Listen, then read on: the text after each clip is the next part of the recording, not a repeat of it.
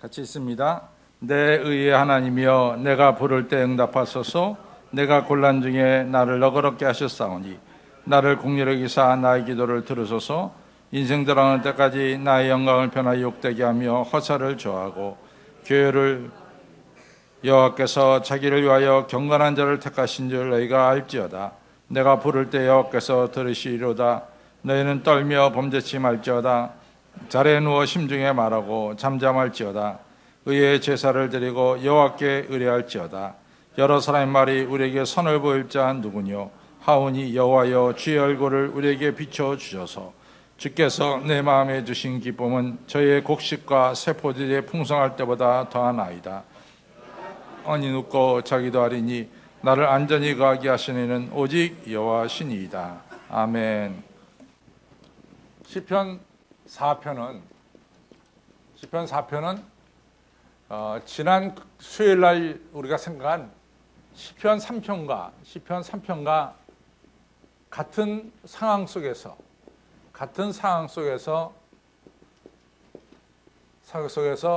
이 다윗이 쓴 시입니다. 다윗의 시입니다. 그러면은 지난 시편 3편을 우리가 생각할 적에 그때 다윗의 상황이 어떤 상황이었다 그랬죠? 어떤 상황이었다 그랬죠? 그 다윗이 자기 아들 압살롬이 쫓겨서 요단강 건너가지고 마하나임이라고 하는 곳에 이같이 피난 갔을 때의 상황이다. 이런 말씀을 제가 드렸습니다. 그렇죠? 그때 피난 갈 때 시므이라는 자가 다윗을 조롱했죠. 이 비루한 자요, 피를 흘린 자요 하면서 다윗을 한참 조롱했습니다. 이처럼 다윗이 조롱받았습니다. 다윗이 사실은 다윗의 왕궁에 모자랄 것이 없었죠. 그만큼 다윗이 모든 것이 풍족하게 지냈습니다. 그런데 어느 날 아들 압살롬이 요즘 말 갖다나 총칼 들고 들어오니까 아버지 다윗이 순식간에 모든 영광과 보좌를 버려두고 다윗궁을 떠나게 됩니다. 어저께까지만 해도 비단에, 어저께까지만 해도 엄청난 화려함 속에서 다윗이 지냈어요. 근데 하룻밤에 반전이 된 거야. 그걸 우리가 어떻게 알 수 있냐면 다윗이 뛰어나갈 때 맨발로 뛰어나갔다는 것은 다윗이 전혀 준비가 없었다는 거야. 자기 아들 압살롬이 아버지를 죽이겠다고 저렇게 쳐들어올 때 다윗이 전혀 준비가 없었어요. 그러니까 막상 코앞에 닥치니까 느닷없이 도망간 거예요. 그러니까 다윗이 맨발로 머리를 풀어헤친 채로 도망갔죠. 그러니까 순식간에 영광을 잃어버렸어요. 그때 다윗이 깨달은 게 뭐냐면은, 다윗이 깨달은 게 부귀 영광이 중요한 것이 아니라, 물질이 중요한 것이 아니라 중요한 것은 하나님의 돌보심이 중요하다. 이걸 갖다가 깨닫게 됩니다. 그 시의 내용이 오늘 시편 4편이 되겠어요. 그래서 오늘 시편 4편의 결론은 뭐냐? 포도와 곡식을 추수할 때보다도 여호와 하나님께서 우리를 쳐다보실 때가 더욱 기쁘다. 이것이 오늘 시편 4편의 주제가 되겠습니다. 사실은 우리가 오늘날 자본주의 시대에 살고 있어요. 자본주의 시대. 제가 최근에 북한에 다녀온 분한테, 북한에 가서 한 일주일 지내고 오신 분한테 자세히 들었는데 북한이 굉장히 변했어요. 북한이 굉장히 변했대요. 그래가지고 자관 북한의 평양 시내에는 이 자동차가 이같이 밀릴 정도로 길가에 엄청나게 자동차가 많다는 거예요. 근데 북한이 왜 이렇게 변했느냐? 북한이 자본주의를 조금은 도입을 했어요. 지금 북한 정부가 그 자본주의를 막을 수가 없을 정도로 자본주의를 이같이 허용을 했습니다. 그러니까 부자들이 생겨난 거예요. 그 부자들이 자동차를 사게 된 거죠. 부자들이 아파트 몇 채씩을 가지고 있어요. 그래서 북한은 우리가 1960년대 우리나라 막 아파트 짓는 건축붐이 막 일어났잖아요. 똑같이 지금 뭐 평양 시내는 정신없이 지금 건축붐이 일어나고 있다. 자본주의 시대가 도래한 거죠. 그래서 뭐 북한 사람들은 돈 버느라고 정신이 없답니다. 뭐 장마당에 가서 돈 버느라고 정신이 없답니다. 이같이 자본주의라고 하는 것은, 물질이라고 하는 것은 사람을 한동안 이렇게 바꿔놔요. 그렇죠? 바꿔놓습니다. 물질은 우리를 갖다가 원하는 것들을 사게 하고, 또 물질은 우리를 좀 더 뭐라 그럴까, 이같이 좀 약간 업그레이드 시키는 이런 힘이 물질에게는 있죠. 그렇죠? 사실은 뭐 어떤 분이 저한테는 그러는데, 자기가 그렇게 열심히 해도 국회의원 공천을 못 받는 것은 당에다가 일정한 돈을 내놔야 되는데 못 내놔서 안 된다. 그래요. 그러니까 이같이 정치도 돈이 없으면 안 됩니다. 돈이 있으면 권력을 잡는 거죠. 이처럼 돈이라고 하는 것은, 물질이라고 하는 것은 자본주의 사회 속에서 어느 신처럼 아주 엄청난 힘을 가지고 있는 것처럼 보여주는 게 바로 물질입니다. 근데 이제 사실은 이 다윗은 이렇게 자기를 갖다가 화려하게 만들고 대단하게 만든 물질을 순식간에 잃어버렸어요. 순식간에. 그러고 나서 다윗이 생각해 보니까 물질이 중요한 게 아니라 뭐가 중요하다? 하나님께서 나를, 그 얼굴을 나한테 보여주시는 것이 중요하다. 바로 이 고백을 오늘 다윗이 하고 있는 겁니다. 실제로 말이죠. 실제로 제가 오늘 아침에 이제 우리 남자분들하고 순장 공부를 하면서 제가 이런 얘기를 한번 해봤어요. 제가 보기에는 우리 임기철 장로님은 백수를 하실 것 같아요. 네. 근데 임기철 장로님만 백수, 그건 가능하다고 얘기하지, 다른 분들이 백수한다, 그거 잘 모르는 거야. 그러니까 되게 80, 한 5, 6세에 세상을 떠나면은 우리가 보기에 그 사람 참 짧게 살았다, 그렇게 말할 사람은 없어요. 그렇죠? 한 85세 정도에서 세상을 떠나면. 에? 그렇잖아, 85세에서. 85 빼기 자기 나이를 해봐라, 85에서. 얼마 남았어? 얼마 남았어? 긴 세월이 남은 게 아니야. 여러분들, 뭐, 재산이 여러분들의 삶을 연장시킵니까? 아닙니다. 정말 우리에게 중요한 것은 하나님께서 우리 얼굴을 비춰주는 것이 중요해요. 아니, 그게 사실이라도, 뭐, 제가 저희 집사람하고 한신교 올 때만 해도 우리는 고아는 아니었습니다. 다 미국에 우리 아버님, 어머님, 또 장인장모님이 멀쩡하게 살아계셨어요. 근데 제가 여기 와서 10년 됐거든. 10년 사이에 4분이 그냥 다 떠나셨어. 뭐 순식간에 다 떠나셨어. 그러니까 되게 보니까 저희 부모님들은 한 80대에 떠나셨고, 우리 장인장모는 90대 정도에서 이렇게 떠나셨어요. 근데 그 뭐 차이가 한 6, 7년 이렇게 정도 차이 나요. 하여튼 간에 어쨌든 간에 사람은 이같이 85세 정도가 되면은 세상을 떠나는 거다. 임장로님 빼놓고. 임장로는 100에서 자기 나이 빼보세요. 예. 임장로님 빼놓고. 그럼 거기 빼놓으면은 거의 자기가 앞으로 얼마 남았다는 게 생각나. 여러분들, 뭐가 중요해요? 돈이 중요해? 하나님의 은혜가 중요해요. 하나님의 은혜가 소중합니다. 그래서 다윗이 오늘 그 얘기를 하는 거예요. 내가 지금까지는 부귀영화가 중요한 줄 알았는데 내가 마흔아임으로 피난가 보니까 물질이 중요한 것이 아니라 하나님께서 얼굴을 비춰주시는 것이 포도와 곡식을 추수할 때보다 기쁨이 더하다 그랬어요. 여러분들, 우리나라가 추석이 참 기쁜 날이에요. 왜 추석이 기쁩니까? 추수의 기쁨을 갖다가 우리가 이같이 축제로 지내는 것이 우리 조상들의 추석이에요. 그러니까 항상 우리의 여러분, 추석이 사실은 더 큽니까? 설날이 더 큽니까? 아니, 본격 정말 해보자고. 여러분들 김에 설날이 크다고 생각하는 사람 없습니다. 설날이 커요. 추석이 크다고 생각하는 사람 봐요. 추석. 제 개인적으로는 추석이 좀 더 크게 지내는 것 같아요. 추석이. 날씨도 좋고 설날은 좀 추워. 같은 추석이 좀 내가 느끼면 뭐 다른 마다 다르겠지만은 제 느낌에는 추석이 좀 더 풍요로운 것 같아요. 왜냐하면 추수가 됐으니까. 그렇죠? 이처럼 추수의 기쁨이라는 것은 대단합니다. 그래서 이스라엘 백성들은 추수 때가 굉장히 기뻤어요. 그래서 이 초막절이라고 하는 것, 우리가 지난주에 지킨 이 추수감사절, 초막절이나 장막절은 똑같은 얘기예요. 그때가 가장 크게 지킨 절기였습니다. 기쁩니다. 자, 이제 다윗이 이제 시편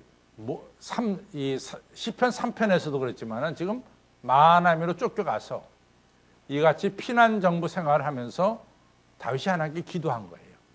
기도하는데 많은 사람들이 다윗은 너는 이제 끝났다. 너는 끝장났다. 너는 이제는 더 이상은 미래가 없다. 이렇게 다윗에게 정죄를 했어요. 근데 실제로 우리가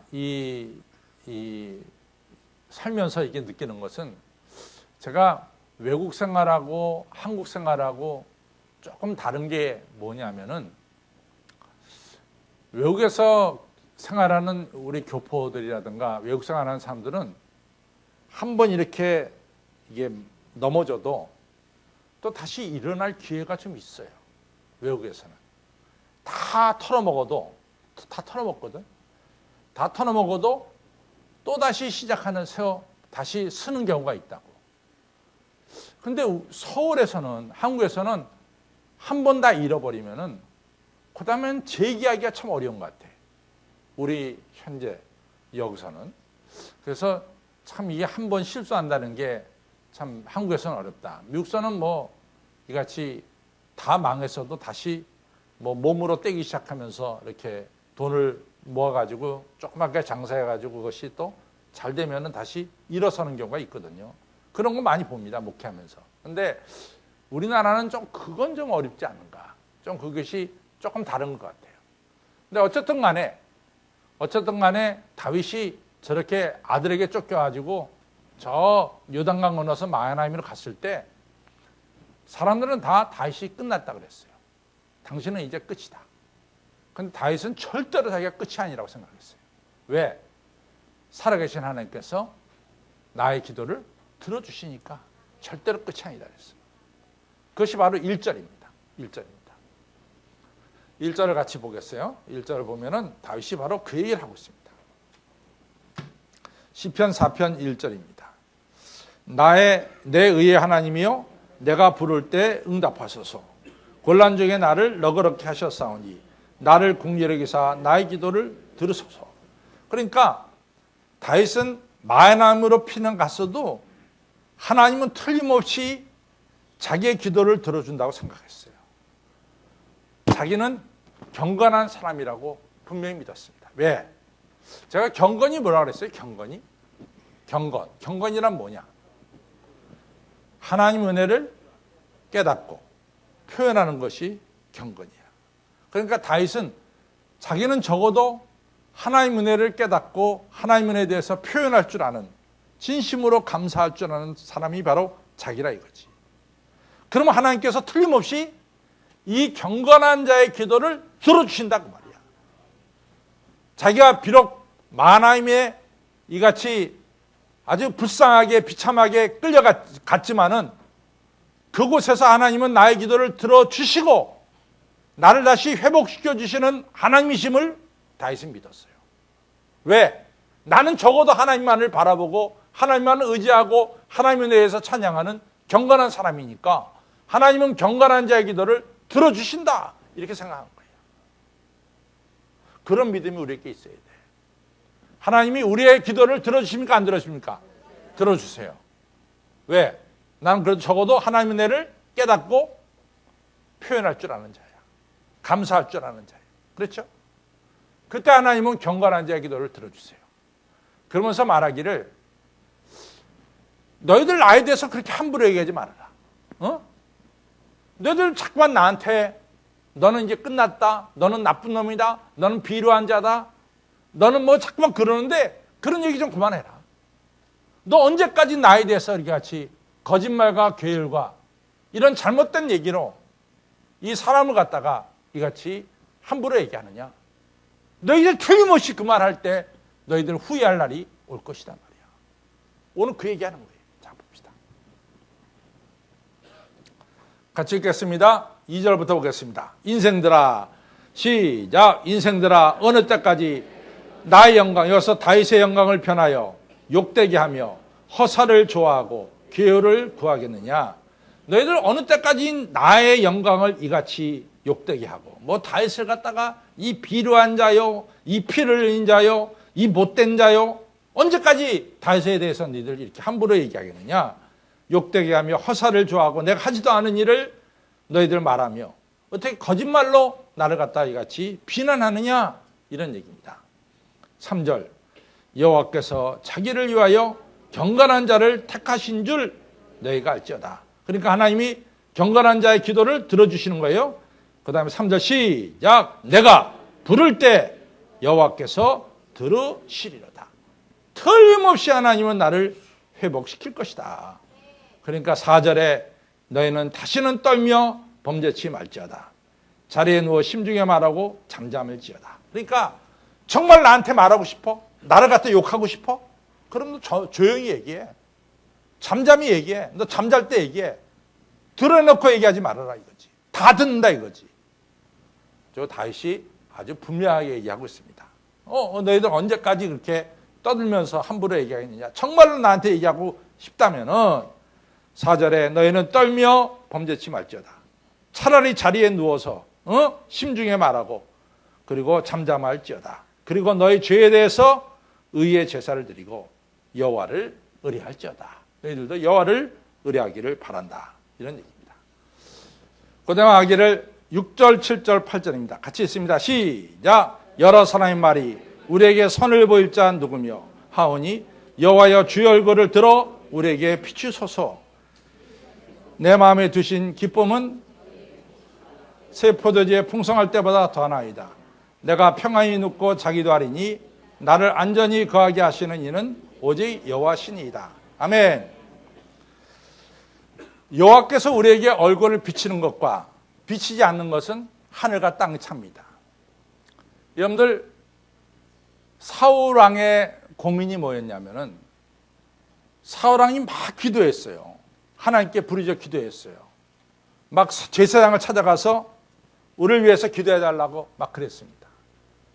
근데 대답이 없어.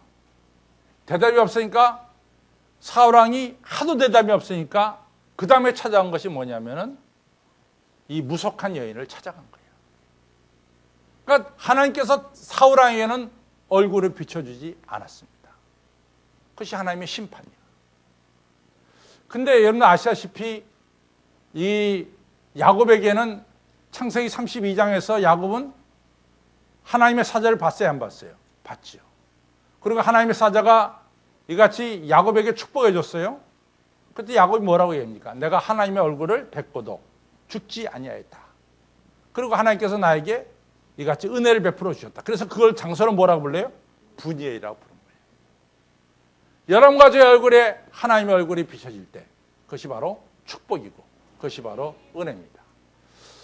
하나님의 얼굴이 비춰지면은 이같이 포도주와 곡식을 추수할 때보다도 기쁨이 더하고 하나님의 얼굴이 우리에게 비춰질 때는 여러분과 제가 편안히 눕기도 하고 편안한 잠을 자게 될 줄로 믿습니다. 그래서 중요한 것은 저 따라 물질보다도 하나님의 얼굴이다. 물질보다도 뭐예요? 하나님의 얼굴이에요. 주의 영광이 여러분과 저에게 비춰지기를 주님의 이름으로 축원합니다. 네. 우리 결론을 가겠습니다.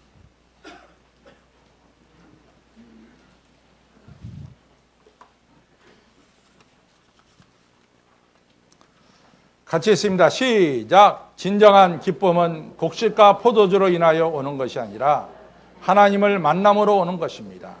하나님은 하나님의 자녀의 어려움 속에 개입하셔서 그 상처난 것과 명예가 훼손된 것을 치료해 주시는 것입니다.